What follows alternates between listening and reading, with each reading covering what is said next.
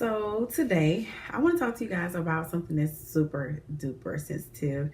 It's been a long time, but I'm back again. Hi! I miss everybody. Hope you miss me. Psych. Hey boo, long time no see. Today I want to talk to you guys about lupus nephritis and anxiety and depression. Before I get started, two things. I've had a cold for like 4 weeks and it's got this old nasty postnasal drip. So if I just like start coughing out of nowhere, I'm not dying. I promise you. I took a cough drop before I started, and I got some water right here, so I'm gonna be okay. But I just want to forewarn you that that is definitely see, yeah, all of that. Excuse me. Second thing, I wanted to send some love to one of my very close friends. My friend Iris lost her mom on December the 10th from lupus nephritis, and considering that today is Christmas Eve, I just cannot imagine the feeling that this is her first Christmas without her mom, and then especially for it to be her first Christmas without her mom due to an illness that she's been battling with for a very long time. So, you know, that's new to me. This whole feeling around it, because yes, I know people that struggle on a daily basis with lupus, but I'm just still in denial about the fact that people actually die from this illness. And my friend's mom has the exact same type of lupus that I have, which is lupus nephritis. So yeah, I just been in the toilet about that. Like I have been. It's been really, really, really tough because that's my friend's mom. Like even everything about our conversation is going to have to change, because I ask her, you know, every time I talk to her, how's your mom? How's your mom? How's your mom? And so I'm going to miss her talking about her in the present tense. Like that's gonna be, yeah. It's just kind of something I don't even really want to face. So let's talk about something else. So I decided to go ahead and open up and make a video about it, because I have been talking to a lot of people and we all kind of like have that same struggle where everybody that I know with lupus personally, like we really do a good job of putting on that front, like everything is okay, and that you kind of just like, you making it, you're doing well, but like on the inside you are like screaming, cringing in pain.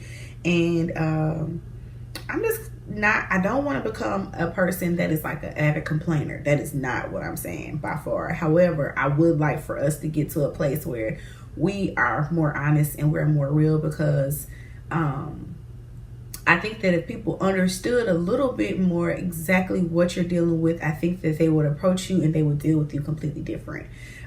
So I'm hoping that I can be as honest as possible. I can be as clear as possible about some of the different things that I'm dealing with and some of the different ways that I'm trying to cope with them, because I am very aware that anxiety and depression are big factors that are like roaring their dragon head in my life right now. But I'm also aware that I have a lot of power over my situation, and the things that I can control, and I'm going to avidly work on, you know, fixing those things. So here goes. So depression is like a consistent sadness. Depression comes in a lot of different forms. It can come for a lot of different reasons, and most of the time the external reasons cause anxiety and depression. So it could be a situation, it could be your job, it could be your relationship, it could be a lot of different things that are causing you to be depressed. But anxiety is more of like an uncontrollable worry or irritation about something. Like I categorize anxiety as like, it's like a ghost is chasing you that only you can see. Like other people are like, girl, what the heck is wrong with you? And you're like, you don't see this thing chasing me? So it's one of those things where people try to give you advice on like, you shouldn't worry, you should just calm down. And you're like, yeah, that sounds good, but that's just not the way my brain is wired, and I'm just gonna be worried. So that's me. So I'm a natural worrier, period. But I think that I am more in a medically induced state of depression, and it's been like a serious fight to kind of like get out of it, because it kind of gets me in a stupor every single time I have to take meds. Like I'm not even gonna lie to you, and it's kind of sometimes at the point like where I avoid it at all costs. But then with that being said, so update, pause, My kidneys are back functioning at 100% because of the cell sub. I think it has a few other things too, not just cell sub. I think the fact that like I'm a vegetarian, I've stopped eating meat. I work out 4 to 5 days a week. I have decreased my dairy intake. It's just a lot of different things that I've done, which I think in combination with the mycophenolate or cell sub has helped to improve my kidneys function in just a year's time. But I do think that it's medically induced. It's the fact that I take so many things that are foreign to my body, and it's just like side effect after side effect after side effect after side effect. It's just taking a toll on my emotions. The mycophenolate, I'm finally down to 1,000 milligrams a day from 3,000 milligrams a day initially, which is like such a huge thing because number one, that's less of the drug that I have to have inside of my body. And the drug, it is like Rambo on my system. It makes me have uncontrollable nausea, vomiting, diarrhea at times. FYI, TMI, sorry, but it just does. And so, excuse me. I'm just grateful to have a lower dose of it, just in general, because I've just been on this constant crusade of trying to rid my body of so many different things that just are not naturally in it. The mycophenolate has given me the improved kidney function, but it still kind of like left me in the dark about something else because my blood pressure is still like through the roof. I've lost a tremendous amount of weight. I also told you guys, like, I cleaned up my diet, I work out, so that's still something that I'm in the dark about as well as my doctors, what's causing my blood pressure to be so high. But back to those meds. So I take 1,000 milligrams of the mycophenolate. Some of the side effects, like I told you, are nausea, vomiting, diarrhea. I also take diacardizam 360. That's the blood pressure med. Labetalol, 200 milligrams of labetalol. I take 200 milligrams of Plaquenil. I take a multivitamin. I take calcium citrate. I take a vitamin B12. I take a vitamin D. And I take a probiotic, and it sounds like a whole lot. Excuse me. And I take pantoprazole, which is something to help with my digestive system, considering the mycophenolate always has my stomach like on 10. So the pantoprazole is 40 milligrams. It helps to reduce the acid and stuff like that that's in my body. And I kid you not, like some days it's almost like instant. As soon as I put that junk in my mouth, I'm just like ready to vomit. And I honestly believe at this point, it's more of my emotions that make me so upset about taking my meds, like so upset. And I knew that it was time for me to do something different because I was crying every day, like not missing a day. And I couldn't explain to anybody why. And so the more I talked to my therapist about it, because yes, I do go to therapy. I've gone to therapy ever since I had my most recent lupus crisis, which was in March of 2016, because it was such a drastic change for me. I went from being med-free to I just was only taking birth control to taking all of those different things, to having to go to the doctor constantly. I'm going to actually add it up. I got to see. I am almost certain that I have been to at least 30 doctor's appointments this year. I cannot tell you how many times I've had labs, x-rays, just all different types of things. And it wears on you. The fact that it's financially taxing, it's physically taxing, and then don't let your lab results be like abnormal or something else. It's like your body goes through this whole other whirlwind, because it's like all of a sudden your mind is like, what's wrong? And things start to hurt or things start to bother you that there is nothing really wrong. It's just your mind has just taken you there. And my friend's mom passing, it just hasn't helped. Like it just hasn't. So like my heart goes out to people that don't have a really good support system, because I do. Like it's like overly supportive at times. Like, and I'm not saying I don't want anybody to call me or check up on me, but when you do deal with anxiety and depression, like the phone sometimes kind of takes me over. I don't know. I can't explain it. It's just like the thought of having to just the pressure of people wanting to talk to you, it gets to be too much at times. I can't explain it. But I'm just trying to be a little more honest about it, because I know a lot of times people feel like, oh, she brushing me off, she's just not dealing with me. And it's just, I don't even want to bring you into the whirlwind that's going on inside of my mind. And sometimes I know it probably feels like I'm being selfish because I'm keeping myself from other people, but I just have to be careful. Like, I have to guard myself, because when you are around other people, you pick up all of the other things that they have going on too, just because, you know, you're in close proximity to them. So I just have to pick and choose. At work, I'm like so overwhelmed at times, because I'm an assistant principal. So I have 11 teachers that I supervise. I have 9 classrooms with no less than 17 kids. Some classes have 17, some have 26. And man, when I tell you, it can be super overwhelming sometimes. Like, the amount of emails that you get, phone calls, text messages, just calls over the walkie, just, you know, somebody just always needs you. And when somebody really needs you, but you gotta vomit, or you just feel so lightheaded because you just took your meds, it's just not a good feeling, because my job puts me in a position where I can take care of myself. It allows me to be able to expire all of my expensive meds. It allows me to be able to go to the doctor. It allows me to do all of those different things. But at the same token, my job takes so much out of me that I really don't have much left at the end of the day. Just being honest. And then the fact that it's like a cesspool for germs and infection. I just am always in bad shape. Excuse me. Thank you. But I am. And so some days I just can't deal. Like, I can't. I don't want to be in a situation where I can't live how I want to live because of lupus. At my job, I love those kids. I love to see them. I love to hug them. But what am I thinking about when I'm hugging them? Oh my God, I hope this child washed their hands. I hope they don't have a cold. I hope their parents didn't send them to school with a fever, because I am so susceptible to all of those things.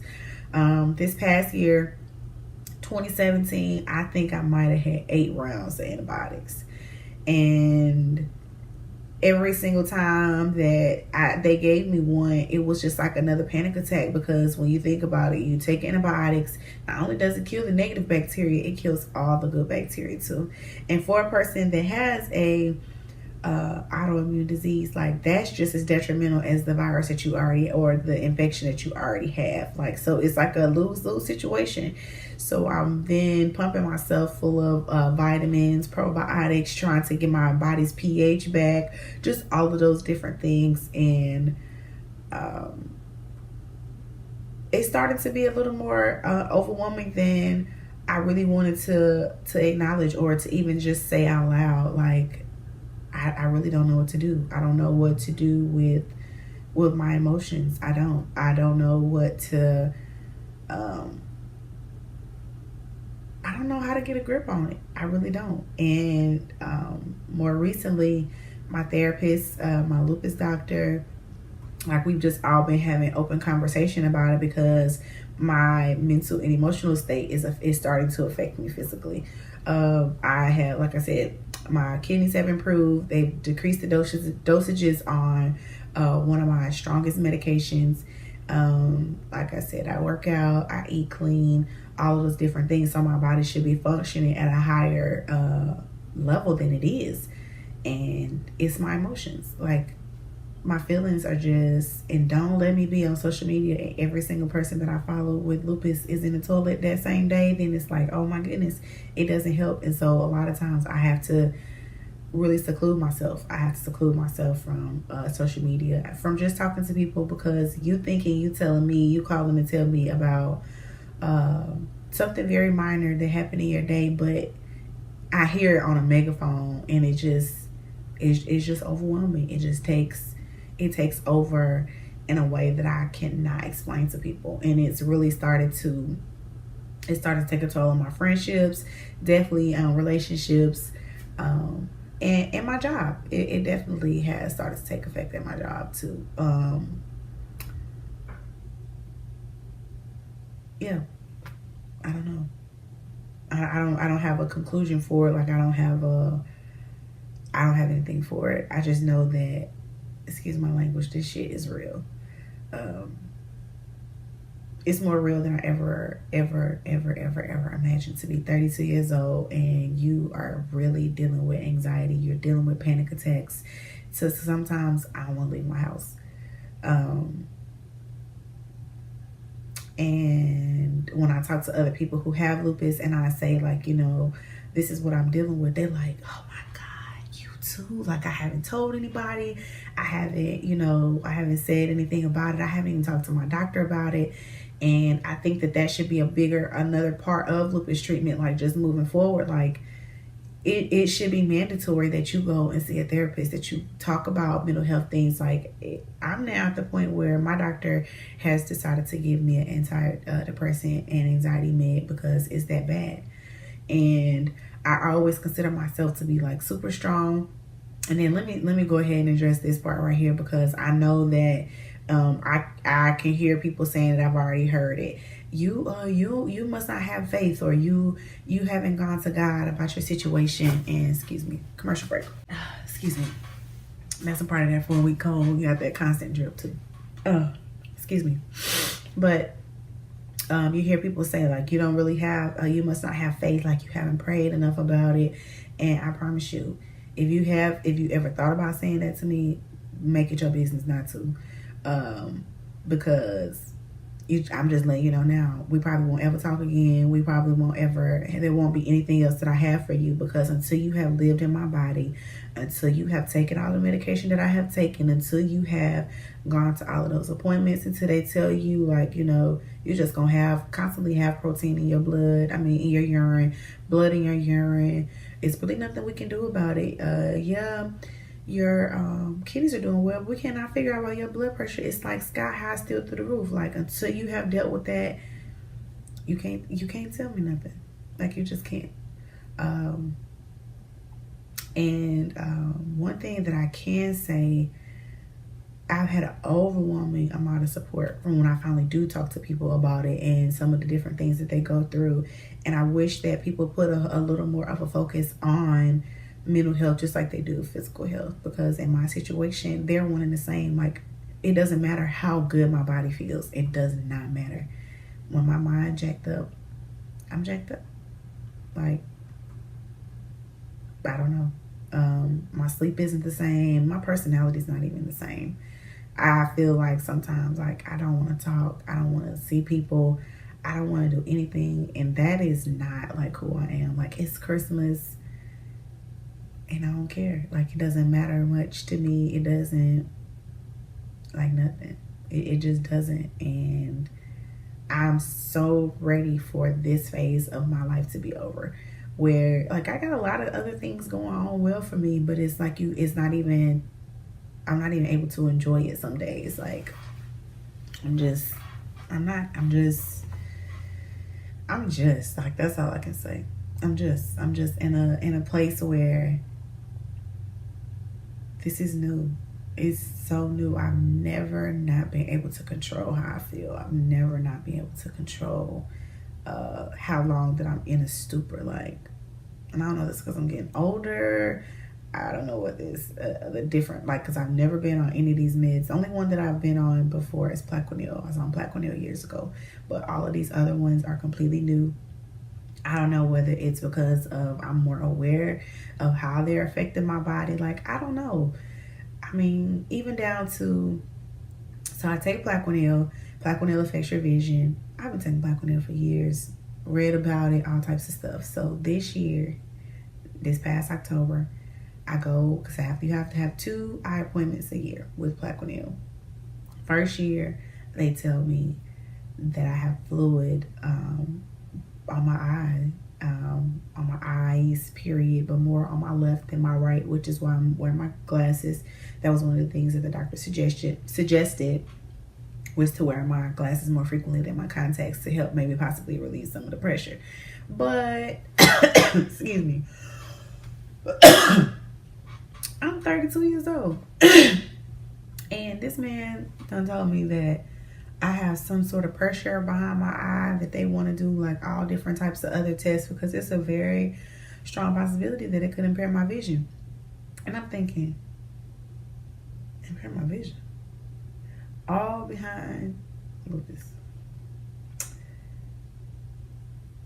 It's like, it's heartbreaking. It's worse than, I think I categorize having lupus worse than my worst breakup, and I have had some breakups. Those ones where you feel like you ain't gonna make it to the next day, and then when you wake up the next morning, you be like, "Phew, I made it." Lupus is worse than that. Like, it's because it's something that, at least you know, with the emotional something, eventually it's gonna go away. Or even if it's like a physical something, it's if you have a cut or whatever. Yeah, my phone was a done deal. You have a cut or whatever, and you actually are able to see it heal. You're actually able to see it get better. With lupus, it's not always like that. It's not like it's a positive progression. It's just not. Like, sometimes you want to say, yeah, I'm doing better, but sometimes you're not. Sometimes you're not, and it makes you sad. It makes you depressed. It makes me sad that I spend so much money on medication. It makes me so sad that I spend so much money on doctor's bills, hospital visits. I stayed in a hospital maybe 3 days. And I think I had like a $1,600 bill or something like that. Something ridiculous.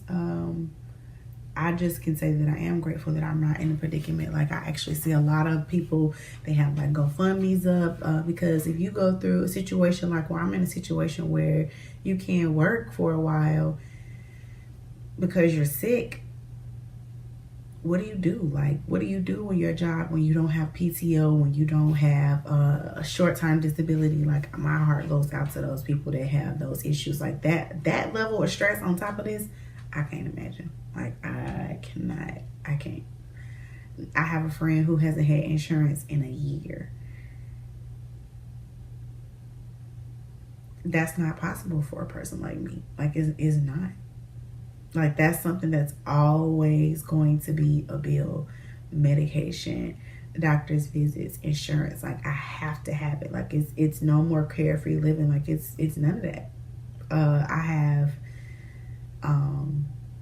appointments that are set 3-4 months ahead of time. Like, I've been to see a urologist this year to check out my bladder. I've had to have an ultrasound of my bladder because they couldn't figure out why I was having blood and protein in my urine.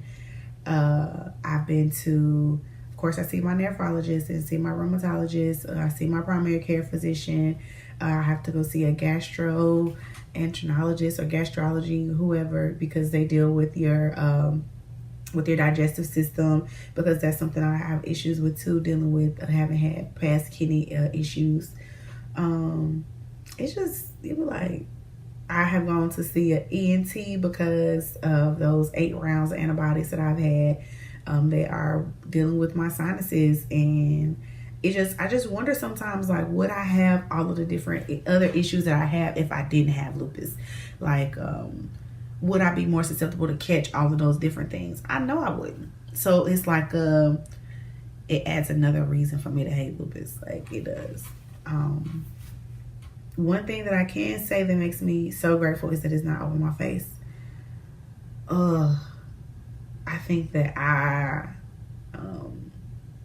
know for sure I would be on my face. No, I saw a girl recently and it looked like somebody had taken like a lighter to her face. Like, it was, and it hurts. It's just like something, and then people, they don't get it. They don't understand. So I think I'm gonna stop this video. I do, because I feel like I feel super vulnerable. I feel super exposed because, I mean, I do. I just don't like telling people that, hey, my mind is struggling and I'm really having a hard time fixing it. And it's because I have a chronic illness that I hide from people.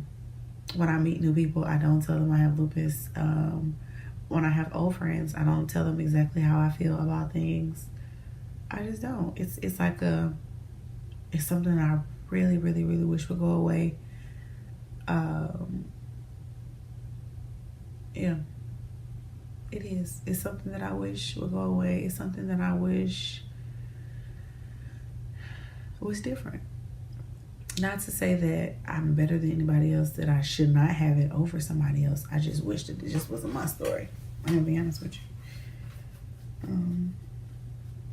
So yeah, I can tell you some things that I have done though, because I don't want to say, like, I don't want to give up on myself. That's not what I'm saying by far. I just know that some days are worse than others. So one thing that I have become addicted to, which is the weirdest thing ever, is I go to the pool. I do water aerobics, and I told you guys that before. It makes my body feel good, but I've noticed more than anything, it's made my mind feel good. It's a nice tranquil place. And then to get out and go to the sauna or the whirlpool after, it's a really nice pick me up after whatever type of day I've had. And then it's also something that I can do even when I feel my worst. But it's not very stressful to my body, so that's great. Like I told you guys before, I mentioned I do go see a therapist, and it depends on what type of week I'm having. Sometimes I see her every week, sometimes I see her every 2 weeks. It all depends. I take an antidepressant. They did start me on Lexapro. Couldn't do it at all. It made me feel like I was always, I couldn't keep my eyes open, like I was always tired. Couldn't work with it. It just didn't work really well for me. So now I take Zoloft, and Zoloft hasn't been bad. I'm still able to sleep. I'm not overly tired. I'm not quite sure if I can tell the difference just yet, but it was, trust me when I tell you, my very, very, very last resort, like my last resort. Because also by taking the medication, I had to acknowledge that it was bigger than me too.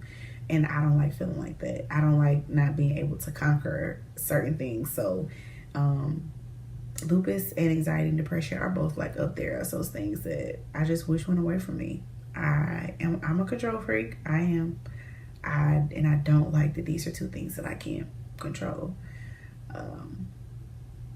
Yeah. I wish I had more to tell you. I wish I had more. I wish I had a different option. I wish I was able to say to some people, like, tomorrow is going to be different. Because I want tomorrow to be different for myself. Like, I do. I really do. I want it to be different for myself. I don't want to have to wake up and take a handful of meds. I don't want to have to one of them get caught in my throat. Like, I don't want that. I don't want between the first 15 to minutes to an hour after I take my meds that my mouth is going to be watering uncontrollably because I'm going to vomit.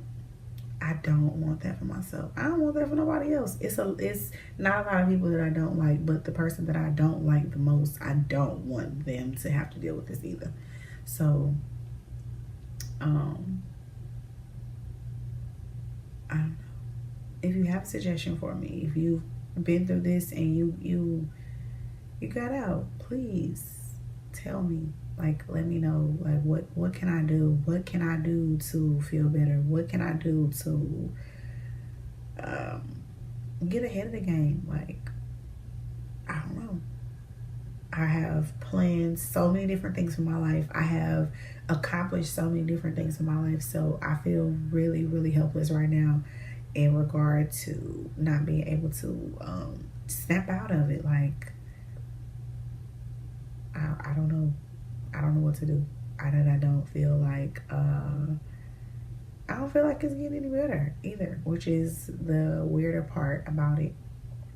Because like you want to be able to see like the light at the end of the rainbow, like whatever you call it. All those little cute things, the light at the end of the tunnel, whatever. But I don't see it. I don't see it. I don't feel it. I just don't. I don't. And I don't. Now don't start sending me no messages and calling me because you think I'm suicidal. That ain't even it. At all. No way. It's just, I'm just being honest. I have rough days. Really, really, really rough days. And I would like them to go away. That's it. That's it. So that I can get back to my old self, so that I don't have to take naps in between like stuff like household things, so that I don't have to plan what time I'm going to take my medication, because if I take it in the beginning of our trip, it's a possibility that I'm going to ruin whatever activities that we have planned because I feel sick. Like, I hate that. I hate that with a passion. Then if I run the risk of waiting, my blood pressure could be through the roof. And one day I didn't take my blood pressure meds until after I got home because I wanted to hang out.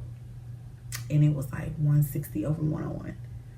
So you run the risk of having a stroke. What you gonna do? You have no choice but to take your blood pressure meds. So that's my life. This is life as I know it. I really hope that at one point I'll be able to, like, you know, come back and I'll be able to say, like, shit's changed, it's better, I'm in a different situation, and yeah, shit's changed and I'm in a better situation. Excuse my profanity. That's what I want to be able to say. Hopefully soon. Thank you for listening. Good night.